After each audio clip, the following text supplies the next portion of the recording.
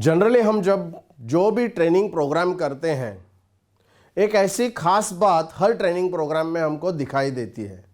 वो ये है कि ट्रेनिंग तो काफ़ी हम लोग कर लेते हैं, बट उसके बाद उसको इम्प्लीमेंट करना बहुत डिफ़िकल्ट होता है। तो अक्सर ये बात होती है कि ट्रेनिंग करने के बाद हम इम्प्लीमेंट कैसे करें। तो लर्निंग कर्व ये जो टॉपिक है, ये हमको बताती है कि कोई भी जब ट्रेनिंग हम करते हैं उसको अगर इम्प्लीमेंट करना है तो उसके लिए क्या क्या करना पड़ेगा, ये हमको सीखना बहुत ज़रूरी है। तो इसलिए लर्निंग कर्व में 4 स्टेप्स होते हैं और ये 4 स्टेप्स क्या है ये समझना बहुत ज़रूरी है। और ये समझने के बाद ट्रेनिंग जो भी हम करते हैं उसके बाद ये अगर स्टेप बाय स्टेप अगर हम इसको इम्प्लीमेंट करेंगे तो आपका ट्रेनिंग जो है वो इम्प्लीमेंट हो जाएगा। तो ये 4 स्टेप्स क्या है देख लेते हैं। सबसे पहला स्टेप है लर्निंग कर्व का अनकॉन्शियस इनकॉम्पिटेंस। अनकॉन्शियस इनकॉम्पिटेंस का मतलब है कि हम जानते नहीं हैं और कर नहीं सकते। जैसे ये प्रोग्राम का नाम है कि इंश्योरेंस बिना कहे इंश्योरेंस कैसे बेचना, तो आप जानते हैं नहीं जानते हैं, तो मतलब आप पहले स्टेप पे है, आप जानते नहीं हैं और जानते नहीं हैं तो कर नहीं सकते। फिर सेकेंड स्टेप जो है उसको कहते हैं कॉन्शियस इनकॉम्पिटेंस। कॉन्शियस इनकॉम्पिटेंस का मतलब है कि मैं जानता तो हूं बट मैं कर नहीं सकता हूं। और जानता क्यों हूं? क्योंकि मैंने ट्रेनिंग किया है, बट वो ट्रेनिंग सिर्फ करने से मेरा इंप्लीमेंटेशन नहीं होता है। तो हम सेकेंड स्टेप पे आते हैं जो है कॉन्शियस इनकॉम्पिटेंस। फिर हमको थर्ड स्टेप पे जाना होता है जो है कॉन्शियस कॉम्पिटेंस।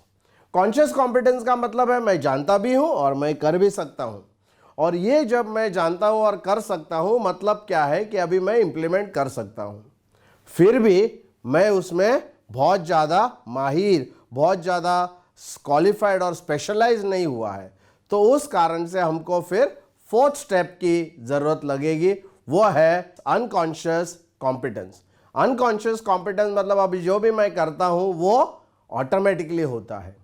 तो एक एग्जाम्पल के जरिए से ये समझ लेते हैं कि ये 4 स्टेप क्या होते हैं। सबसे पहले जैसे मैं जब ड्राइविंग नहीं जानता था तो मैं ड्राइविंग स्कूल ज्वाइन किया।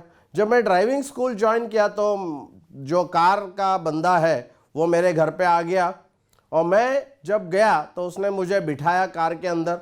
अब मैं जानता तो नहीं हूँ कार कैसे चलती है, कैसे चलाना। तो ड्राइवर जो है वो उसने मुझे सब बताया कि ये स्टीयरिंग व्हील है, इसको यूं करने से गाड़ी राइट में जाएगी, लेफ्ट में जाएंगी। वो 3 जो पेडल थे वो बताया कि ये एक्सेलेरेटर है, ये ब्रेक है, ये क्लच है। और वो सब बताने के बाद मुझे उन्होंने गियर बताया।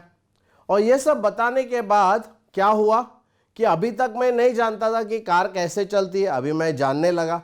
मतलब मेरा जब शुरुआत में मैं अनकॉन्शियस इनकॉम्पिटेंस में था, अभी मैं कॉन्शियस इनकॉम्पिटेंस में गया।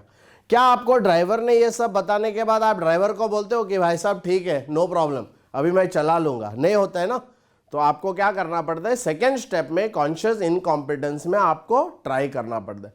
फिर ड्राइवर क्या करेगा, वो बोलेगा अभी एक काम करो, गियर जो है वो न्यूट्रल करो, फिर गाड़ी चालू करो। फिर आपके लेफ्ट जो पैर है वो पैर से आपका पूरा जो है क्लच उसको दबा लो और फिर गियर आपका नंबर 1 में आप फर्स्ट गियर में डाल दो गाड़ी। और फिर धीरे से राइट पैर से आपको धीरे से एक्सीलरेटर को दबाना है, क्लच को धीरे से छोड़ना है। और क्या होता है, फिर गाड़ी चालू हो जाती है।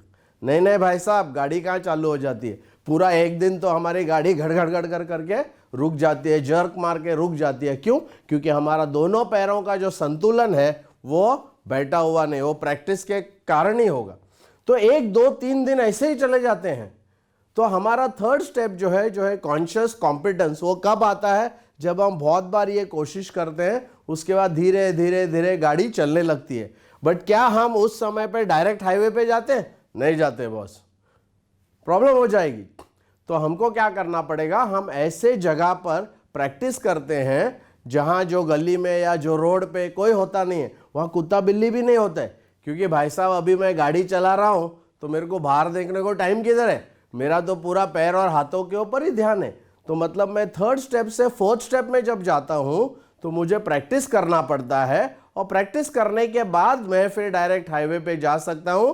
और कुछ समय के प्रैक्टिस के बाद जब आप गाड़ी चला रहे हैं सडनली एक अगर छोटा सा बच्चा उधर अगर बीच में आ जाता है तो आपको बिना कुछ आपका दिमाग वापरे, कुछ सोचने बिगर आपका पैर हाथ सब ऐसा जाता है कि सेकंडों के अंदर गाड़ी आपकी रुक जाती है। क्यों? क्योंकि अभी आप एक्सपीरियंस्ड हो गए।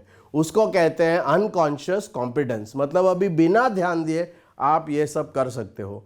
तो आपके ट्रेनिंग में भी ऐसे होता है। तो आपको पहले ट्रेनिंग आप लेते हैं तो उसको आपको प्रैक्टिस करना पड़ेगा, जाके उसको देखना पड़ेगा, उसके बारे में सर्वे करना पड़ेगा, लोगों से उसकी बातचीत करना पड़ेगा, उसका भाव जो है लोगों का वो समझना पड़ेगा। और वो करने के बाद कुछ समय के बाद फिर आप एकदम एक्सपीरियंस होते हैं और यूं आपको रिजल्ट आना चालू हो जाएगा। और ये सबसे बड़ा ध्यान आपको रखना है ये ट्रेनिंग प्रोग्राम के जरिए कि सिर्फ आप एक ट्रेनिंग प्रोग्राम करेंगे बट इसको जाके लर्निंग कर्व के हिसाब से आप अगर उसको इम्प्लीमेंट नहीं करेंगे तो फिर इम्प्लीमेंटेशन नहीं होगा, जो रिजल्ट आपको चाहिए वो नहीं मिलेगा। तो मैं आशा करता हूं कि ये ध्यान आप हमेशा ये पूरे कोर्स में रखेंगे। दोस्तों, ये जो वीडियोस आपको अगर पसंद आ रहे हो, आपको अच्छा लग रहा है, आपको काफ़ी सारा इंफॉर्मेशन और नॉलेज मिल रहा है बहुत विस्तार में, तो प्लीज़ मेरे चैनल को सब्सक्राइब कीजिए। ये जो भी बेल आइकन है उसको आप क्लिक कीजिए ताकि आपको नया नया जो वीडियोस आएंगे उसका नोटिफिकेशन आपको मिल सके। और साथ ही साथ कमेंट बॉक्स में ये इन्फॉर्मेशन आपको कैसे लग रही है वो बताइए। और साथ ही साथ आपके मित्रों को, आपके रिलेटिव्स को हमारा जो वीडियो है वो फॉरवर्ड कीजिए। Thank you.